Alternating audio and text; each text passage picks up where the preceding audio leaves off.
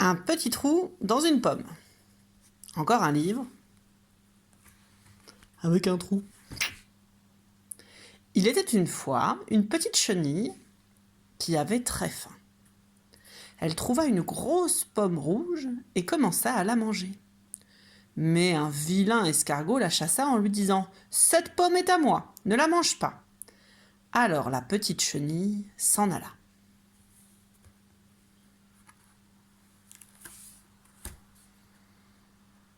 La petite chenille avait toujours très faim. Elle rencontra une belle poire jaune et commença à la manger. Mais une méchante guêpe l'en empêcha en lui disant « Cette poire est à moi, ne la mange pas !» Alors la petite chenille s'en alla.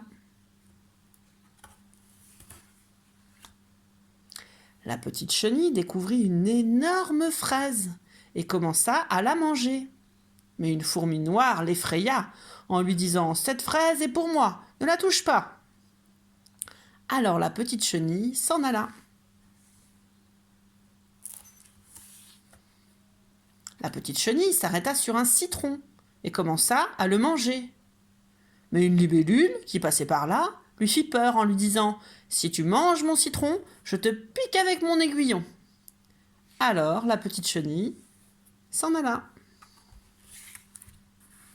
La petite chenille s'approcha d'une aubergine et commença à la manger.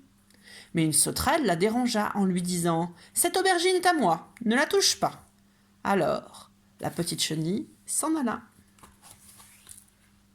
La petite chenille grimpa sur un champignon tout marron et commença à le manger. Mais un moustique la piqua en lui disant « Ce champignon est à moi, tu ne le toucheras pas. » Alors la petite chenille s'en alla. La petite chenille se posa sur un poivron et commença à le manger. Mais un cri-cri, pas du tout gentil, la renvoya en lui disant « Ce poivron est à moi, ne le mange pas. » Alors la petite chenille s'en alla. La petite chenille avait de plus en plus faim. Elle était de plus en plus triste. Elle aperçut une châtaigne et commença à la manger. Mais une abeille bourdonna à ses côtés. « Laisse cette châtaigne tranquille, elle est à moi !» Alors la petite chenille s'en alla.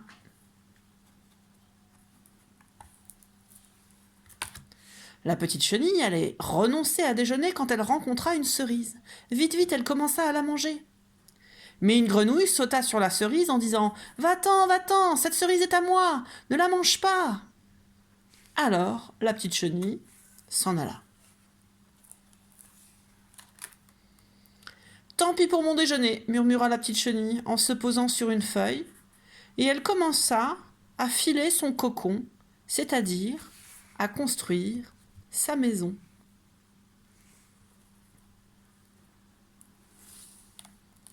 Un beau jour, le cocon s'ouvrit doucement et il en sortit un papillon ravissant.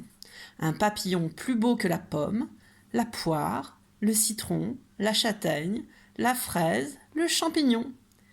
Un papillon bariolé qui ressemblait à tout ce que la petite chenille avait grignoté.